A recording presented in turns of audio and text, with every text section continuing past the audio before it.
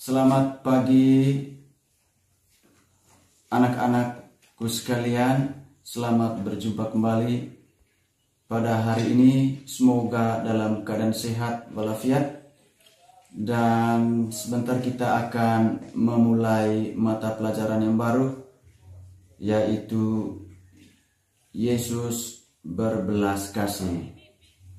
Adapun capaian pembelajaran yang mau kita bahas pada hari ini, yaitu peserta didik menyadari dan mensyukuri diri sebagai citra Allah yang memiliki kemampuan dan keterbatasan untuk mengembangkan diri melalui peran keluarga, sekolah, teman, masyarakat, dan gereja dengan meneladani pribadi Yesus Kristus, sehingga terpanggil untuk mengungkapkan imannya dalam kehidupan menggereja melalui kebiasaan doa, perayaan sakramen, dan terlibat secara aktif di dalam kehidupan menggereja, melaksanakan hak dan kewajiban, bersikap toleran, dan menghormati martabat manusia.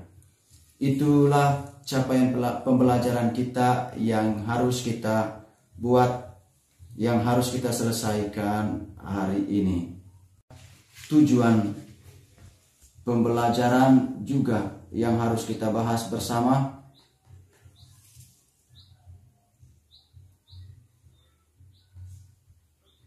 Tujuan pembelajaran yang pertama, peserta didik mampu memahami sikap Yesus yang penuh belas kasih kepada sesama, sehingga mereka mampu mewujudkannya dalam tindakan sehari-hari dengan baik. Yang kedua, memahami makna persahabatan sebagai laki-laki dan perempuan, sehingga dapat membangun persahabatan yang sejati dengan sesama. Yang ketiga, memahami peran teman, sahabat, dan pacar dalam mengembangkan dirinya, serta mensyukuri dengan berpartisipasi di dalamnya. Untuk memahami Yesus berbelas kasih, ada 3 pertanyaan penuntun untuk merangsang cara berpikir kita, supaya kita bisa mengerti dan memahami apa yang dimaksud dengan belas kasih. Karena itu pertanyaan yang pertama untuk merangsang kita, 1, apa itu belas kasih? Dan yang kedua, mengapa Yesus berbelas kasih terhadap manusia? Yang ketiga, mengapa kita berbelas kasih terhadap sesama? Itulah pertanyaan untuk merangsang imajinasi kita dalam pembahasan kali ini. Nah, anak-anakku sekalian, inilah gambar untuk merangsang cara berpikir kita untuk memahami pelajaran kali ini. Ini menggambarkan orang-orang yang pengemis sehari-hari, mereka yang membutuhkan perhatian dari kita. Anak-anakku, orang-orang yang dalam gambar itu menggambarkan betul-betul orang-orang yang perlu mendapatkan perhatian dari kita. Merupakan dasar dari kehidupan orang Kristen, hanya karena kasih kita peduli terhadap penderitaan orang lain, mau membantu orang yang kesusahan, memberi makan kepada orang lapar, memberi tumpangan kepada orang asing, memberi minum kepada yang haus, menuntun orang buta, dan lain-lain. Yang menggerakkan kita untuk selalu mau membantu siapapun. Karena begitu pentingnya kasih, Yesus mengajarkannya secara khusus dan menjadikan itu sebagai suatu perintah yang harus kita jalankan dalam kehidupan sehari-hari. Yesus tidak hanya mengajarkan kasih itu kepada kita, Ia sendiri menjalankannya. Ia menyembuhkan orang buta, menyembuhkan orang lumpuh, memberi makan kepada 5.000 orang, membangkitkan orang mati, mengusir roh jahat, dan lain-lain.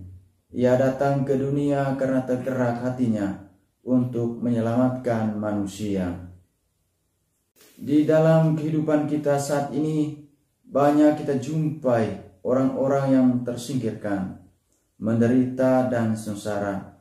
Hampir di semua sudut-sudut kota besar, di desa, kampung, kita jumpai orang-orang yang menderita, yaitu para pengemis, gelandangan, anak-anak kecil yang mengamen, membersihkan kaca mobil, memulung. Orang-orang seperti ini merupakan orang yang perlu mendapat perhatian.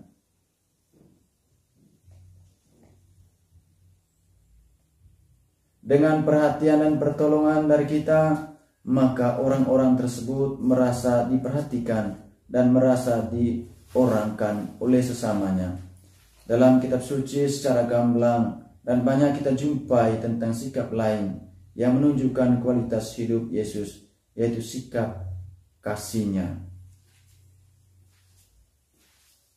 Sikap belas kasih ini menampakkan sikap belas kasih Allah sendiri. Sikap belas kasih ini menampakkan sikap belas kasih Allah sendiri. Sikap belas kasih ini menempatkan diri Yesus pada posisi mereka yang kecil, lemah, miskin, dan tersingkir. Ciri-ciri kasih orang Kristiani adalah bela rasa. Salah satu kesulitan untuk melaksanakannya adalah karena bela rasa sekaligus berkaitan dengan emosi dan tindakan kehendak. Membiasakan bela rasa, berbela rasa kasih perlu dilakukan agar menjadi sebuah keutamaan melalui sikap dan tindakannya. Yesus ingin menyatakan cinta Allah kepada semua manusia tanpa terkecuali. Bandingkan dalam Injil Lukas bab 6 ayat 7 sampai 37. Tindakan Yesus yang menunjukkan sikap berbelas kasih yang lainnya tampak dalam perbuatan. 1. Menyelamatkan wanita yang tertangkap basah bersinah. Bandingkan dalam Injil Yohanes bab 8 ayat 2 sampai 11.